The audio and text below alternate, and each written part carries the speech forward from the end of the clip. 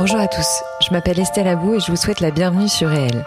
Avec ce podcast, je donne la parole à des personnalités qui ont un impact positif, réel, sur l'autre, l'économie, l'environnement ou les générations futures. Par leurs actions, leurs entreprises, leurs pensées, leurs œuvres ou leurs visions, ces hommes et ces femmes contribuent d'une manière ou d'une autre au monde de demain et à celui d'aujourd'hui. Si vous aimez le podcast et que vous voulez me soutenir dans ma démarche, la meilleure manière de le faire, c'est de vous abonner, de mettre 5 étoiles à l'épisode, de le commenter ou encore d'en parler autour de vous sur les réseaux sociaux et dans la vie réelle. Alors je vous souhaite une très bonne écoute et on y va. Se retrouver seul avec enfant, ça arrive à beaucoup de monde et en général, outre le problème émotionnel, le plus grand problème rencontré par ces familles monoparentales est financier. Mon invitée est une entrepreneuse sociale et elle souhaite apporter une réponse à ce problème en proposant Commune, la première solution de co-living pour familles monoparentales. Elle s'est déjà fait connaître via son association Règles élémentaires, la première association française de lutte contre la précarité menstruelle. Outre son parcours scolaire très impressionnant et son expérience, Tara est une experte de la tech, parle 4 langues et a reçu foule de distinctions, notamment dans le classement des 30 de moins de 30 ans, mais aussi Vanity Fair ou Bill et Melinda Gates Foundation. Élevée par une maman célibataire, Tara témoigne des défis que les parents solo doivent relever pour poursuivre leur carrière et s'occuper de leurs enfants. Elle a pour objectif avec Commune de faire en sorte que tous les parents et les enfants aient les meilleures opportunités de développement.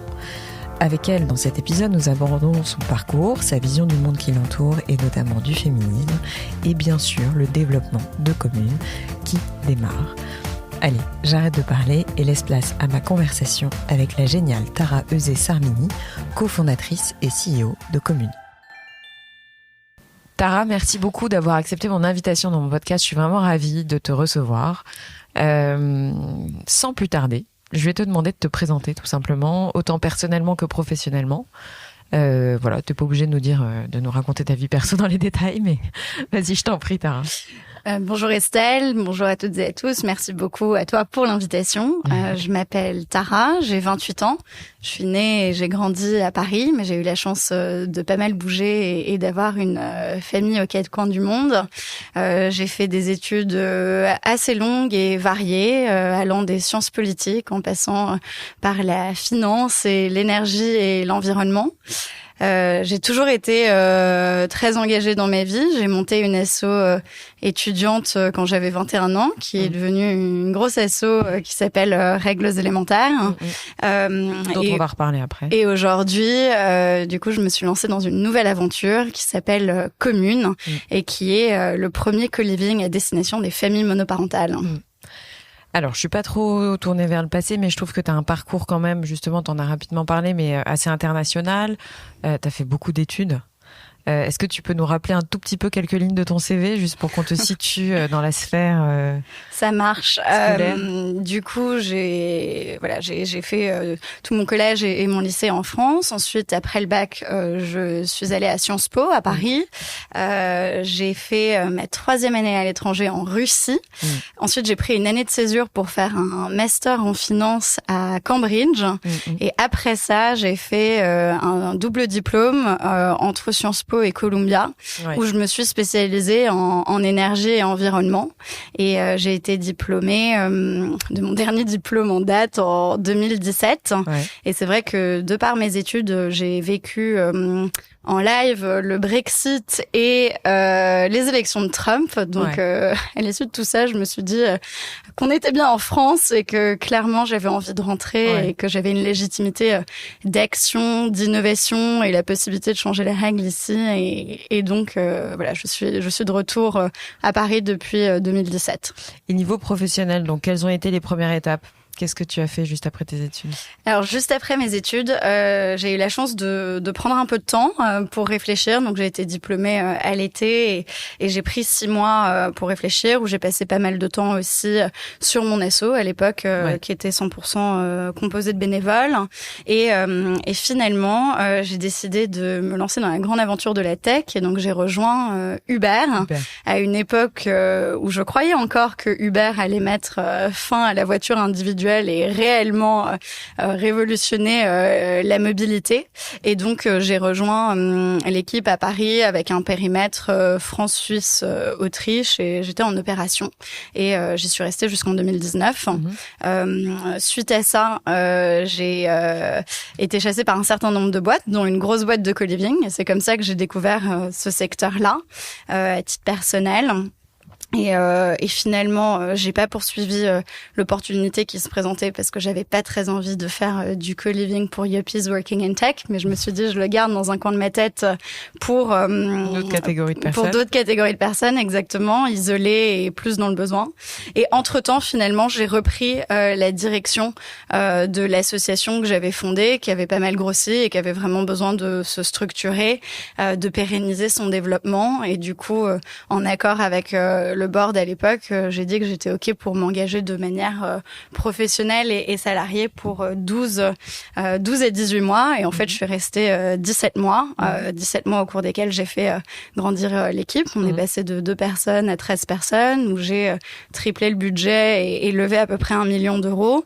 Et en parallèle de ça, on a réussi à faire passer un certain nombre de lois, notamment garantissant l'accès aux protections d'hygiène intime dans des lieux clés, donc dans les prisons, dans les universités, etc. Et donc, j'estimais que mon travail et ma mission étaient accomplis là-bas et qu'il était temps de passer à autre chose. J'ai pas fait les choses dans le bon sens. J'aurais dû te demander déjà de définir un peu la vision et la mission de Règles élémentaires, mais on n'en a pas parlé. Mais est-ce que tu peux nous le rappeler juste en quelques mots ? Avec grand plaisir. Donc, Règles élémentaires, c'est la première association française de lutte contre la précarité menstruelle et le tabou des règles. Donc, très concrètement, on a créé une plateforme de mobilisation citoyenne qui permet de collecter et de redistribuer des produits d'hygiène intime, donc des tampons, des serviettes, des cups, des culottes menstruelles. Et en parallèle, on développe beaucoup d'actions de sensibilisation et de plaidoyer, donc pour lever les tabous et garantir l'accès de ces protections au plus grand nombre. Donc les gens là en t'écoutant peuvent se dire attends, quel est le lien entre Uber et Règles élémentaires? Même si je comprends bien que tu as voulu quand même t'enrichir en allant travailler chez Uber, apprendre quand même au sein d'un monstre, parce que finalement c'est un monstre. Au sens où ça n'existait pas, enfin voilà, c'était la première plateforme, enfin tout le monde était, on le situe peut-être pas bien aujourd'hui quand on écoute et qu'on parle de Uber, on considère que c'est rentré dans la vie des gens, mais c'est vrai qu'à l'époque, bon, c'était quand même incroyable. Ouais, c'était avant qu'Uber rentre en bourse, hein, donc j'étais pas là au tout début, mais en 2017, c'était en effet encore très innovant, avec les libertés d'une boîte qui n'est pas cotée et des budgets assez limités et un mindset aussi très différent de ce qu'on pouvait voir dans d'autres boîtes et d'autres boîtes que j'avais pu expérimenter en stage ou voir chez mes amis. Et du coup, le lien, il est très simple. Donc, moi, a priori, j'avais pas envie de me lancer à titre professionnel dans l'associatif, parce que justement, je trouvais que l'associatif en France était très misérabiliste et que il y avait beaucoup d'écueils là-dedans, là où dans le secteur privé et encore plus dans le monde de la tech et dans des boîtes qui créent un secteur, définissent leurs propres règles, il y a plein de choses à apprendre. Et du coup, fin 2017, j'avais une offre chez Uber et à la Banque mondiale. Et en fait, je me suis dit, Uber, c'est once in a lifetime et ça va être très formateur, même si évidemment, il y a plein d'enjeux, et de positionnement avec lesquels j'étais déjà à l'époque pas forcément d'accord. J'ai écrit tout un article sur pourquoi j'avais rejoint Uber. Et aujourd'hui, si c'était à refaire, je le referais parce que ça a été une excellente école. Mais c'est très bien justement de faire des liens et d'expliquer pourquoi on y entre et pourquoi on en sort. Exactement. Et peut-être aussi un lien qui est rarement mis en avant, mais qui est très fort, c'est que chez Règles élémentaires, on a adopté une approche extrêmement start-up et je le disais en présentant l'association, mais c'est vrai qu'on est une plateforme de mobilisation citoyenne. On a vraiment mis en place une logique de marketplace, chose que j'aurais sans doute jamais faite si je n'avais pas eu mon expérience chez Uber. Non, mais c'est évident. Qu'est-ce que tu peux nous dire on va passer tout de suite à Commune. si tu le veux bien, enfin, sauf si tu as d'autres choses à ajouter sur Règles élémentaires. Mais voilà, donc c'est en gros une solution de co-living 3.0, si on peut dire ça, pour les familles monoparentales. Est-ce que j'ai bien résumé les choses ou... Ouais, tout à fait. Bon, après, c'est pas facile de résumer une entreprise en 3 mots, mais voilà. Est-ce que tu peux nous en dire un peu plus, voilà, sur la mission de Commune? Pourquoi, peut-être avant ça, t'es venue cette idée? Donc même si j'ai compris que l'idée avait émergé déjà il y a bien longtemps, mais que tu voulais l'adapter à des situations ou à des populations qui en avaient le plus besoin. Voilà. Et puis après, voilà, nous parler un peu du modèle économique, tout ça, quoi. Avec grand plaisir. Donc, pour faire un petit peu machine arrière, donc moi j'ai découvert le co-living en 2019. Le co-living, ça fait une dizaine d'années que ça boom en France et en Europe, et ça a été en priorité développé pour des jeunes actifs, et ça s'est petit à petit élargi à d'autres populations, notamment les étudiants, les étudiantes, de plus en plus les seniors. Et en fait, moi, j'avais pas mal regardé au début le co-living pour seniors, donc fin 2020, quand je savais que voilà, je préparais le next step post-règles élémentaires. J'ai commencé à benchmarker ce qui se passait, et donc sur les seniors, je me suis rendu compte, qu'il y avait beaucoup d'acteurs et d'actrices déjà engagés, 2, que c'était pas forcément la population la plus évidente avec laquelle travailler en pleine pandémie de Covid, et 3, est apparu gros comme une maison, la problématique des familles monoparentales, donc une population en pleine croissance qui a des besoins extrêmement spécifiques, absolument pas adressés par le marché.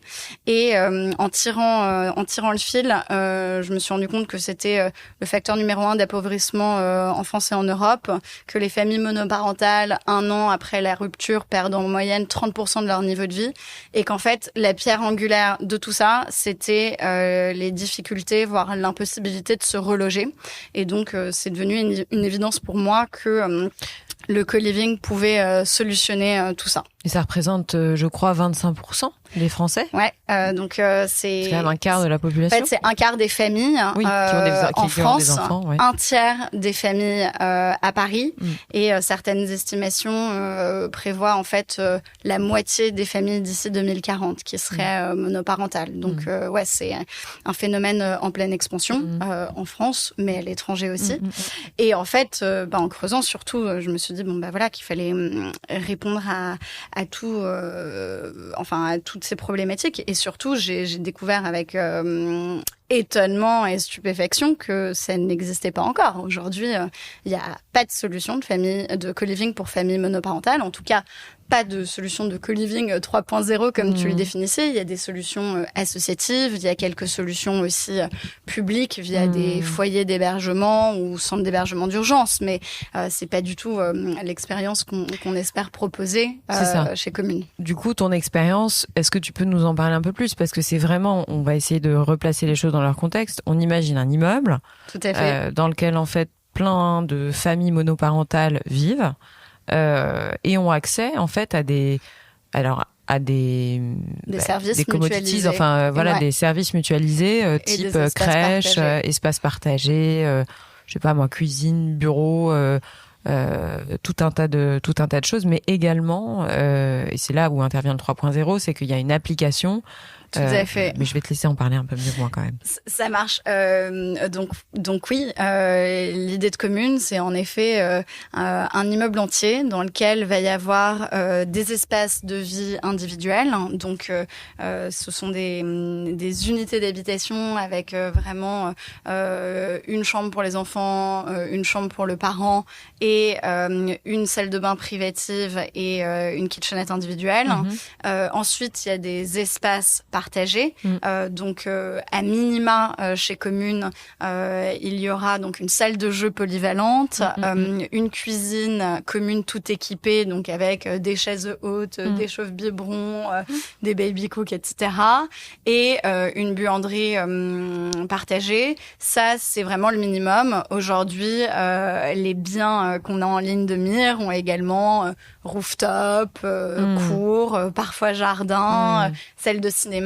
Voilà, on peut décliner à l'infini. Et en plus de ça, et c'est quelque chose qui est très fort pour les populations qu'on vise, c'est qu'on rajoute une couche de services non négligeable. Et c'est pas juste des nice to have, c'est vraiment des choses essentielles pour les parents solos et leurs enfants. Donc au premier lieu du babysitting, mais aussi des activités extrascolaires, des cours de sport sur place, mais aussi de la préparation de repas. On propose également des solutions de garde-meubles. Enfin, voilà. Là aussi, on peut imaginer déployer un catalogue assez infini selon les résidences et leur taille aussi à l'avenir. Et voilà à peu près comment ça marche chez Commune. Et comme tu le disais, donc il y a une app pour organiser aussi la vie des résidentes et des résidents. Donc entre eux, organiser des événements, etc. Apprendre à mieux se connaître, mais aussi pour mieux communiquer avec l'équipe de Commune et voilà qu'on fluidifie tout ça au maximum. Alors ça c'est le rêve, enfin on va dire c'est l'objectif. Tout à fait. Mais je ne t'aurais pas fait venir dans mon podcast, Tara, si tu n'avais pas la tête sur les épaules et les pieds ancrés au sol. Parce que quand on parle de ce projet qui fait rêver, je pense, quand on en parle, voilà, je m'imagine une maman célibataire avec un bébé, voilà, tu lui proposes ça, elle te dit direct, bah oui. Mais déjà, alors, d'un point de vue client, ou d'un point de vue, oui, client, on va dire ça comme ça, ou cible, combien ça pourrait coûter? Tu vois, je pense que la première question qu'on se pose, c'est OK, top, mais c'est pour qui, comment et combien? C'est une très bonne question. Donc aujourd'hui, on prévoit une offre de base, un package global de base pour un parent, un enfant. Donc on parle là de Paris intramuros. Et en fait, là-dedans, il y aura évidemment le logement, mais donc toutes les charges comprises. Donc au-delà de l'eau, de l'électricité, du gaz, également Internet, également les abonnements un peu sympas type Netflix et Spotify. Et on prévoit aussi d'inclure dans ce package de l'aide juridique et du soutien scolaire. De l'aide juridique parce qu'on se rend compte que les familles monoparentales renoncent bien trop souvent à leurs droits et du soutien scolaire. Oui, bah, du coup, sur les familles monoparentales, c'est 81% de femmes, d'après le dernier rapport de l'INSEE publié en septembre 2020. Du coup, de l'aide juridique d'un côté, du soutien scolaire, parce qu'on observe aussi que les enfants qui grandissent dans des foyers monoparentaux sont 1,5 à 2 fois plus à risque de difficultés scolaires, de troubles du comportement, etc. Et après, il y aura donc des services à la carte, type donc babysitting, comme on le disait, cours de sport, préparation de repas, activités extrascolaires, etc., etc. Et nous, en fait, ce qui était très important pour nous, c'était de faire des économies aux gens, parce que comme on l'a vu, c'est le facteur numéro 1 d'appauvrissement aujourd'hui. Et donc sur la partie logement et le package de base, c'est environ 20% d'économie par rapport à ce qui existe sur le marché aujourd'hui, pour se loger en tout cas, et payer ses charges, etc. Et si on prend en gros le panier global avec un certain nombre de services, on est pratiquement sur des économies de 30%. Donc normalement, l'équation économique fonctionne et on endigue cette perte de niveau de vie. Mais alors du coup, le versant pour vous, pour votre business model, est-ce que tu peux nous en parler un peu plus? Parce que comme ça, encore une fois, ça fait rêver, mais voilà, enfin, il s'agit quand même d'un immeuble. Comment tu penses les choses? Alors là, pour le coup, on est sur le même modèle que les autres acteurs de co-living. Donc en fait, nous, on va louer des immeubles. Donc on est en train de mettre en place un certain nombre de partenariats stratégiques avec des acteurs qui peuvent porter les biens pour nous. Mais du coup, donc nous, on loue l'immeuble, on s'engage sur du long terme et notre business model, il est très simple, c'est un premium sur le loyer. Il y a une différence entre le loyer de gros que nous on va payer aux propriétaires des lieux et les loyers individuels qu'on va recevoir. Et ensuite, il y a également des revenus qui proviennent des services additionnels. Et là encore une fois, fonctionnement de marketplace où en fait nous on a des service fees, enfin une commission sur les services qu'on propose. Est-ce que tu peux nous parler, j'aime beaucoup, c'est toujours intéressant de voir des entrepreneurs à différents stades de leur vie entrepreneuriale, tu vois, enfin, tu le sais, t'as entendu certains épisodes, mais moi j'aime bien savoir ce qui se passe quand on est en train de créer une boîte, quand on est en train de la développer, quand on a vraiment les mains dans le cambouis. Là je sais que bon, sauf si tu veux pas en parler, y a pas de sujet, mais on coupera, mais en termes de levée de fonds, est-ce que tu peux nous parler un peu plus du processus actuel, de là où vous en êtes réellement ? Ouais, avec grand plaisir, parce que là, on vous a mis des étoiles plein les yeux en vous parlant de Commune, mais donc Commune, pour l'instant, est vraiment au stade de pré-lancement. Donc, mon associé Ruben et moi, on est full-time sur le projet depuis le mois d'octobre, et du coup, voilà, on a commencé la prospection immobilière fin d'année dernière et notre levée de fonds également. Donc là, enfin, je sais pas quand le podcast sortira, mais on est en période de levée de fonds. On est en plein les mains dans le cambouis avec des journées très très longues et 1000 sujets à traiter à la fois. Et bah pour répondre à ta question, c'est difficile. Hein, c'est difficile, surtout parce que, comme nous l'a dit un invest qui finalement ne nous a pas suivis, c'est qu'on a les difficultés des pionniers et des pionnières.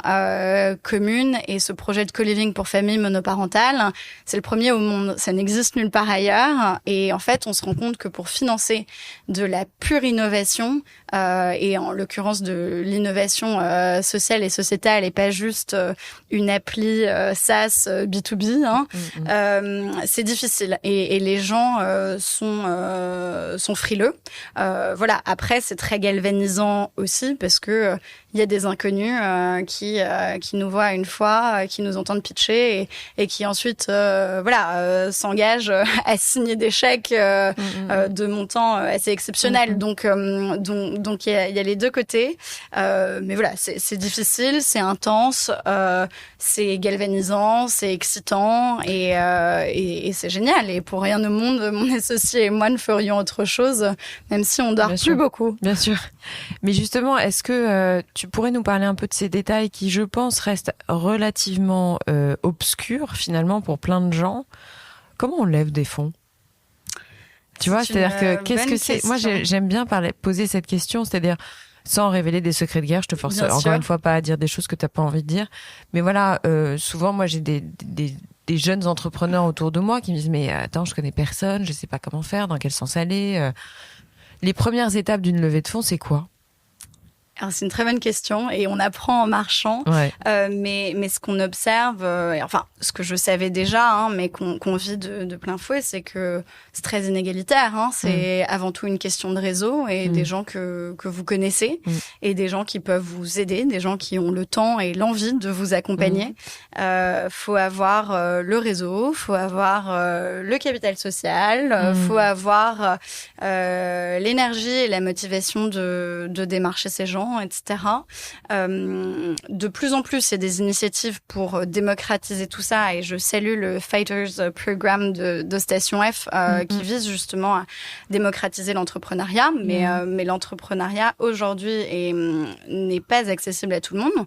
Il y a aussi un point très clair et qu'on oublie souvent, c'est que les entrepreneurs et les entrepreneuses ne se payent pas et souvent pendant de longs mois et voilà. Donc après nous sommes en France et il y a des dispositifs extraordinaires qui existent et notamment voilà le soutien de Pôle emploi à des personnes qui ont travaillé en France auparavant si elles ont quitté leur boîte en rupture conventionnelle ou voilà si elles sont au chômage. Donc il existe des choses, mais fondamentalement voilà, faut être capable de tenir sans se payer, de connaître les bonnes personnes, voilà.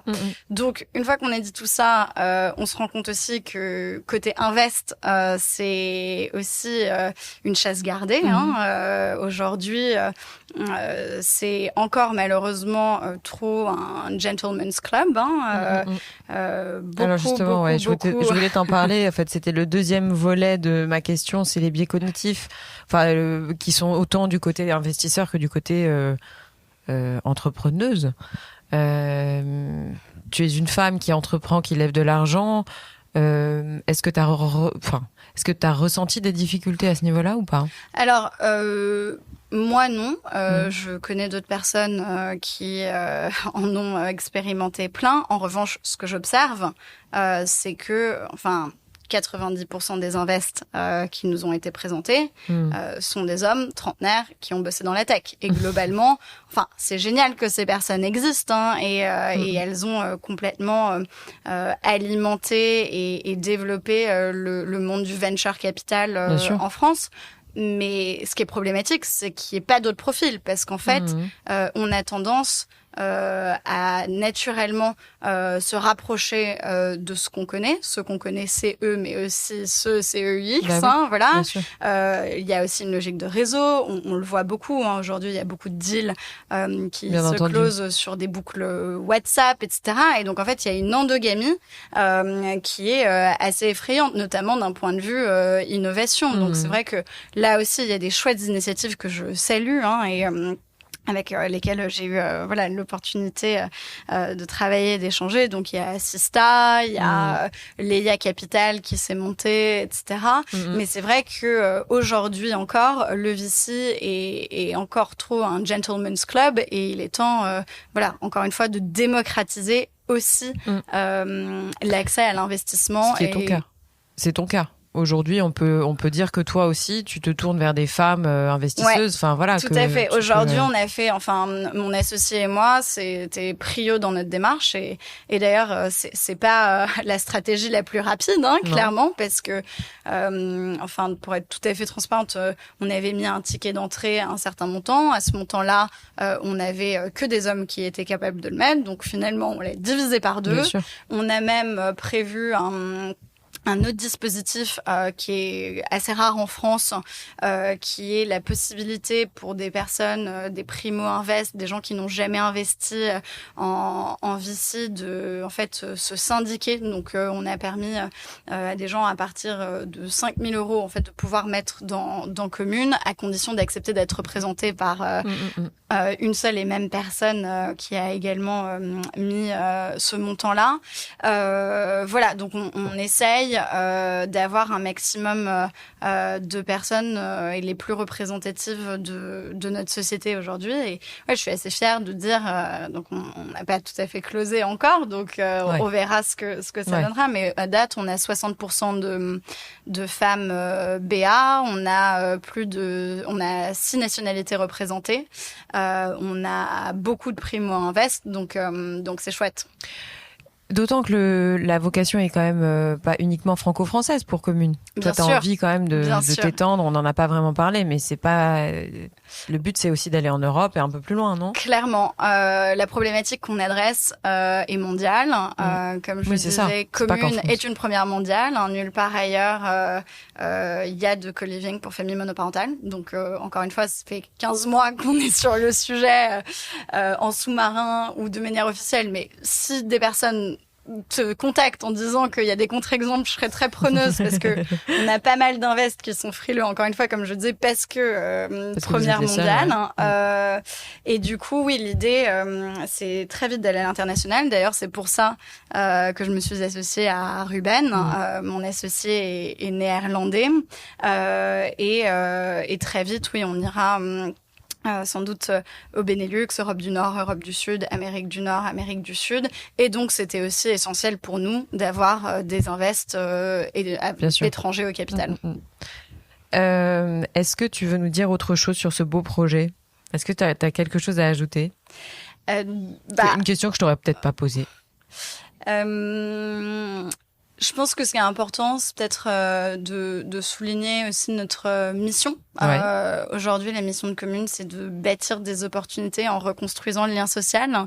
On a vraiment la conviction intime et profonde que it takes a village to raise a child, et que aujourd'hui, dans nos modes de vie très intense, avec différents modèles de parentalité, avec des moments de vie aussi plus fractionnés et une augmentation de la monoparentalité. C'est vraiment essentiel pour nous de pouvoir créer des îlots de bienveillance, d'entraide, de solidarité, afin que tout le monde puisse avoir les mêmes opportunités. Parce que aujourd'hui, encore une fois, la monoparentalité est un frein et un obstacle dans la poursuite de carrière, dans des opportunités aussi scolaires pour les enfants, etc., qui ont plus de difficultés. Donc, on a vraiment pour ambition de faire en sorte que grâce à des lieux comme Commune, tout le monde ait une réelle égalité des chances, et c'est ça.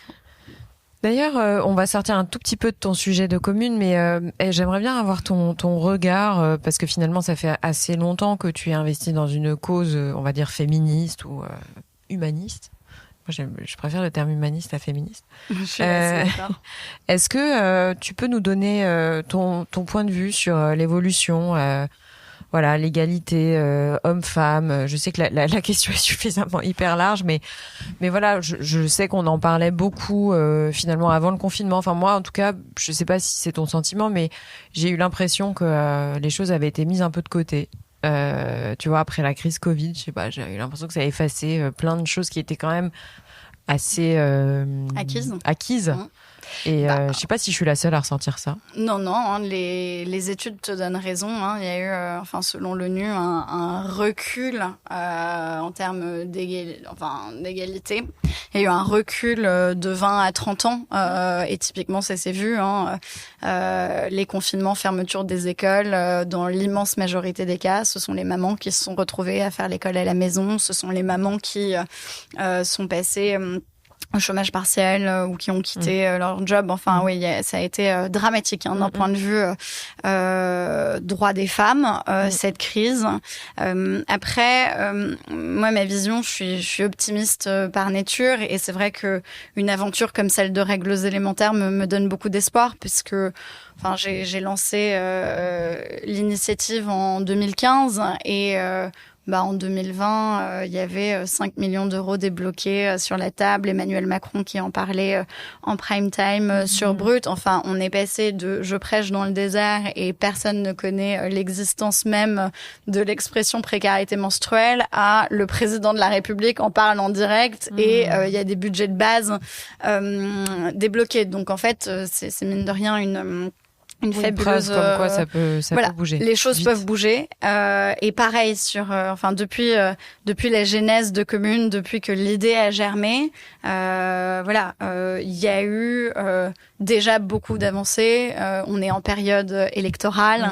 Le sujet de la monoparentalité émerge. Il y a eu tout un rapport de l'INSEE fin d'année dernière qui est sorti, qui a aussi remis l'accent là-dessus en disant c'est un phénomène de société et il faut s'en emparer. Donc il y a quand même des choses. Après, les choses ne bougent pas s'il n'y a pas des personnes pour les faire bouger. Et du coup, c'est important de casser les codes et surtout de ne pas se dire c'est pas parce que ça n'a jamais été fait que ça ne se fera jamais. Et c'est aussi un message que j'ai envie de faire passer à toutes celles et ceux qui nous écoutent, c'est qu'on n'a jamais rien à perdre à essayer et toujours tout à gagner. Est-ce que tu as des modèles d'inspiration autour de toi? Toi qui as beaucoup voyagé, qui connais quand même, je trouve que tu as une culture internationale assez incroyable. Est-ce que tu as des pays dans lesquels tu as le sentiment qu'il y a une égalité un peu plus marquée qu'en France? Oui, beaucoup. J'ai des cousins qui vivent en Suède et je vais rentrer dans le cliché des pays nordiques, mais c'est vrai que dans les pays nordiques, c'est quand même bien plus avancé. T'as un associé homme hollandais, on le précise. Exactement. Et d'ailleurs, j'insiste dessus parce que ma quête d'associé a duré 5 mois. Et j'ai vraiment eu un coup de foudre professionnel avec Ruben.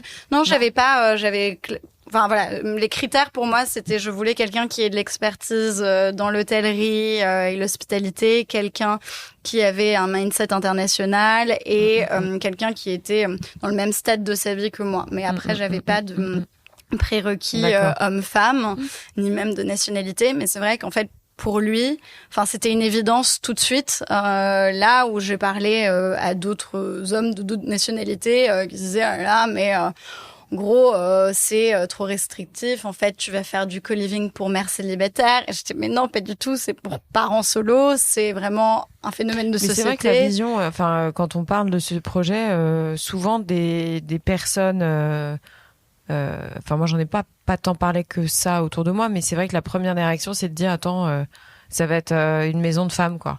Ouais. Enfin, et voilà. Et Ruben n'a pas du tout eu cette réaction. Et du coup, voilà, ça, c'est peut-être cliché, mais pays nordiques, les Pays-Bas, etc. C'est vrai que je pense qu'il y a une autre vision de l'égalité où il y a des sujets chez nous qui sont des non-sujets là-bas. Et après, peut-être un pays détonnant et qu'on entend rarement mentionner pour ça, mais donc j'ai eu la chance de vivre en Russie en 2013-2014. Voilà, c'était pas le même contexte qu'aujourd'hui, clairement, mais c'est vrai que c'est un pays, de par son histoire, hein, c'est un pays qui a eu des tsarines, c'est un pays qui a vécu le communisme. Et en fait, je veux dire, évidemment, le communisme a plein de problématiques, mais il y avait un point positif, c'était que voilà, l'égalité entre les hommes et les femmes, et tout le monde fait les mêmes boulots, tâches, etc. Ouais, et donc aujourd'hui, enfin, on voit en Russie, voilà, pas de sujet, enfin beaucoup moins de sujets de harcèlement, beaucoup moins de remise en cause de femmes nommées à des hauts postes. La directrice de la Banque centrale russe est une femme depuis des décennies. Enfin, voilà. Après, il y a eu un autre phénomène qui est que, voilà, suite à la guerre, il y a eu un déficit démographique où il y a eu beaucoup moins d'hommes que de femmes dans le pays, et donc ça a recréé des inégalités et des tensions, voilà, d'un autre ordre. Mais c'est vrai qu'il y a quand même pas mal de modèles d'inspiration aussi de ce côté-là. Est-ce que tu as un dicton préféré, Tara? Ça fait très interview question-réponse, mais je pose régulièrement cette question quand j'ai des entrepreneurs face à moi, entrepreneuses face à moi. Très bien. Ouais. Je peux en avoir plusieurs aussi. J'en ai plusieurs, mais celui que j'aime beaucoup, hein, c'est la maxime d'Oscar Wilde qui dit visez la lune, au pire vous atterrez dans les étoiles. Ça, je l'aime beaucoup, et elle résonne particulièrement chez moi parce que c'était des professeurs qui me l'avaient dit en entretien quand voilà, je postulais dans des universités anglaises, donc j'avais trouvé ça très fort. Après, c'est pas un dicton, mais c'est plus un principe de vie. Ce que je disais tout à l'heure, de voilà, il y a absolument rien à perdre à essayer et toujours tout à gagner. Et je dis souvent ça quand je rencontre des étudiantes, des étudiants, des personnes plus jeunes que moi, qui me demandent des conseils, parce que, enfin, même dans, voilà, contacter des gens avec des cold emails et des personnes qu'on connaît ni d'Ave ni d'Adam, ben, au pire, elles continueront de ne pas vous connaître, et au mieux, il y a peut-être des belles rencontres à la clé. Donc ça, voilà, c'est très important pour moi aussi. Et la dernière, c'est peut-être celle de Churchill qui dit que le succès, c'est d'aller d'échec en échec avec enthousiasme. Je pense que c'est une réalité, et moi je le vois, et c'est des discussions que j'ai aussi avec mes proches. J'ai fait beaucoup de choses, certaines qui ont très bien marché, d'autres moins, mais on voit toujours le côté glamour et les paillettes et la médiatisation, et on voit pas forcément tout le travail et tous les échecs qui peuvent voilà, être nécessaires pour aboutir à des succès. Donc ouais, ça me semble très T'as le sentiment d'avoir vécu un échec dans ta vie? J'en ai vécu énormément. Ah bon? Ah ouais, vraiment. J'ai eu 8 bacs de français. Non, mais oui, beaucoup. Enfin, des jobs que j'ai pas eu, que je voulais, des universités dans lesquelles je suis pas rentrée, où je voulais aller. Oui, enfin vraiment, j'avais même fait quand j'étais plus jeune une liste de mes échecs et ma meilleure amie à l'époque m'avait dit bon Tara, c'est pas très porteur de faire ça et voilà, mais oui, si, j'ai connu beaucoup d'échecs. Est-ce que, toujours pareil, j'ai les mêmes questions en fin d'interview, c'est est-ce que tu aurais un coup de cœur récent, un coup de gueule qui est pas forcément récent, et quelle est ta vision de la France? Alors le coup de cœur, ça peut être une pièce de théâtre, un livre, une série, même si je pense que t'as pas vraiment le temps de regarder des séries en ce moment. Ça peut être pour ta boîte, pour une rencontre, peu importe. Voilà. Et il y a souvent des gens qui lisent les 3 questions, je ne sais pas pourquoi, mais bon, je te laisse complètement libre là-dessus. Alors moi, en coup de cœur récent, j'ai envie d'en partager 2 qui n'ont rien à voir, mais ce qui me réjouit, c'est vraiment la mobilisation citoyenne de plus en plus précoce de personnes de plus en plus jeunes. Donc on l'a vu avec des Greta Thunberg, des grèves d'écoliers, d'écolières pour le climat, etc. Et je trouve que c'est essentiel de ressentir sa responsabilité individuelle dès le plus jeune âge. Et les générations plus jeunes me réjouissent dans ce sens. Donc ça, voilà, c'est quelque chose qui me donne de l'espoir. Ensuite, un coup de cœur, c'était l'un de mes cadeaux d'anniversaire. Et moi, je suis une fan de récits d'aventure et de récits de voyage, une grande lectrice de Kessel. Et en fait, pour mon anniversaire, j'ai reçu Les Fabuleuses Aventures de Nelly Bly, qui est en fait l'une des toutes premières journalistes d'investigation. Et du coup, qui a précédé et ouvert la voie à des Kessel, justement. Je savais même pas que... donc c'est vraiment absolument extraordinaire comme récit. Elle s'est fait interner pour dénoncer les conditions d'internement à New York. Elle a fait le tour du monde en 72 jours. Elle s'est engagée au front en tant qu'ambulancière pendant la Première Guerre mondiale. Enfin, c'est vraiment un personnage haut en couleur. Coup de gueule, beaucoup, surtout en ce vendredi 18 février, jour de grève. C'est vrai que je trouve que la négativité et le pessimisme qui règnent en France, ça m'insupporte. Ça m'insupporte. Et là-dessus, j'aime beaucoup ce qu'a dit Sylvain Tesson, qui est les Français sont un peuple qui vivent dans un paradis et qui se croient en enfer. Voilà. Je trouve qu'on a quand même des opportunités et un système social assez extraordinaire en France, des valeurs démocratiques, même si elles sont mises à mal dans cette présidentielle, mais voilà, assez extraordinaire et on se plaint beaucoup trop à mon goût. Et ça, c'est clairement le privilège d'avoir vécu à l'étranger et de se rendre compte que l'herbe n'est pas plus verte ailleurs. Voilà, et ma vision de la France pour 2022, c'était ça, la question. Même pas pour 2022, tu vois, c'est ta vision tout court. Voilà, du coup, ma vision de la France, je pense que c'est une terre d'opportunités, avec un réel soutien à l'innovation, une qualité de vie assez incroyable, mais je pense que nous sommes des enfants gâtés, et que malheureusement, on ne s'en rend pas suffisamment compte, et à force de taper dessus, on va la casser, et du coup, ça m'inquiète un petit peu. Voilà. Tara, qu'est-ce que je peux te souhaiter pour la suite?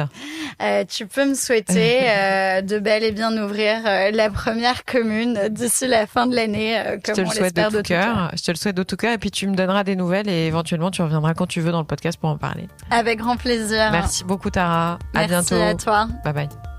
Voilà les amis, c'est la fin de cette interview, j'espère qu'elle vous a plu. Si c'est le cas, n'oubliez pas de partager l'épisode via les plateformes d'écoute comme Acast, Apple Podcasts, Spotify ou votre application de podcast préférée.